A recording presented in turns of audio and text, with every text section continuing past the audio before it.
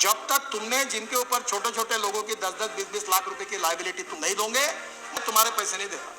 कि छोटा आदमी जो होता है वो समुद्र में होता है ना, बड़े मछली छोटे मछली को खाती है, ऐसी कहावत है।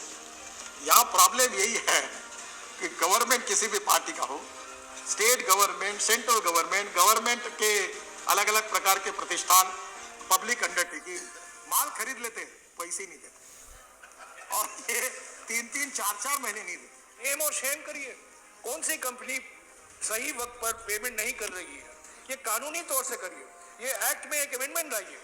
मुझे बताओ शुरू हुए क्या, तुमने मंजूर किए वाला डाटा मुझे मत बताओ, वो जमीन पर शुरू हुए क्या वो बताओ, ये डाटा जोड़ो, इसको अच्छी अच्छी बातें मुझे बता दोगे, ऐसा नहीं चलेगा।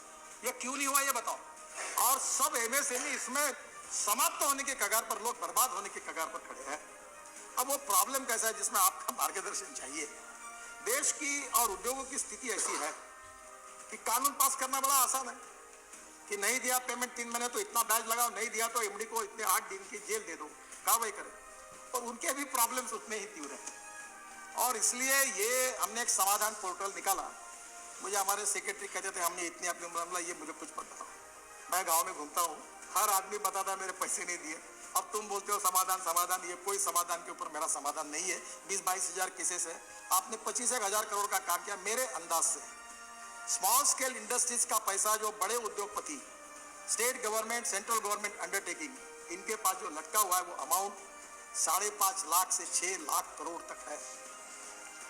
आदरणीय विधि मंत्री, आईटी मंत्री है, बीएसएनएल का लोगों का पैसा देना है, उनकी दिक्कतें बहुत ज्यादा। मैं उस फाइनेंस मिनिस्टर हूँ, मैं उस कमेटी में हूँ, और मैं एनएचआई के कॉन्ट्रैक्टर को बोलता हूँ कि तुमको पैसा लेके जा रहे हो, बताओ तुमने वो छोटे लोगों के पैसे दिए क्या। मैं बोला हम एनसीएलटी में गए, मैं एनसीएलटी नहीं मानता। जब तक तुमने जिनके ऊपर छोटे छोटे लोगों की 10-10, 20-20 लाख रुपए की लायबिलिटी तुम नहीं दोगे, मैं तुम्हारे पैसे नहीं देता। और मैं एनएचआई के कॉन्ट्रैक्टर को बोलता हूँ कि तुमको पैसा लेके जा रहे हो, बताओ तुमने वो छोटे लोगों के पैसे दिए क्या। मैं बोला हम एनसीएलटी में गए, मैं एनसीएलटी नहीं मानता। जब तक तुमने जिनके ऊपर छोटे छोटे लोगों की 10-10, 20-20 लाख रुपए की लायबिलिटी तुम नहीं दोगे, मैं तुम्हारे पैसे नहीं देता। और यह ऑर्डर हमने आप बता दिया कि देना नहीं होगा। वो पैसे ले जाके पहले किसको देते हैं, पहले बड़े आदमी को देते हैं। पहले पैसा आता बैंक ले लेती, और जो साइट पर काम कर रहा है ठोक पीट करके 10-20 लाख अपने जीवन की पूंजी लगाकर, उसको 0 पैसा मिलता है। तो ये प्रामाणिकता से ये प्रश्न गंभीर है, और इस पर अभी तक मेरे पास कोई ठीक जवाब नहीं है। ना हमने किए हुए काम से मैं पूर्ण समाधानी हूँ, क्योंकि इसकी दोनों भी बाजू है।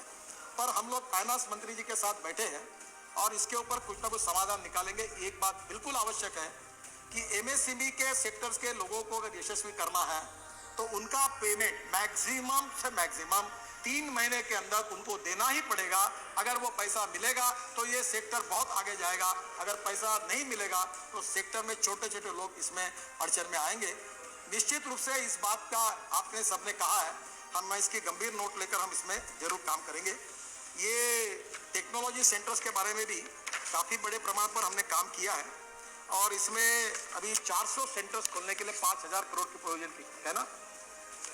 मैंने बोला ये कैसी बात है, कोई आदमी अगर 20 लाख रुपए की लैंड देता है तो you should include net capital cost, उसके नियम बदले, बिल्कुल बदल दिए सब नियम। और आपको मैं बता रहा हूँ कि आप और बताइए, जहाँ जहाँ आवश्यक हो गई है सब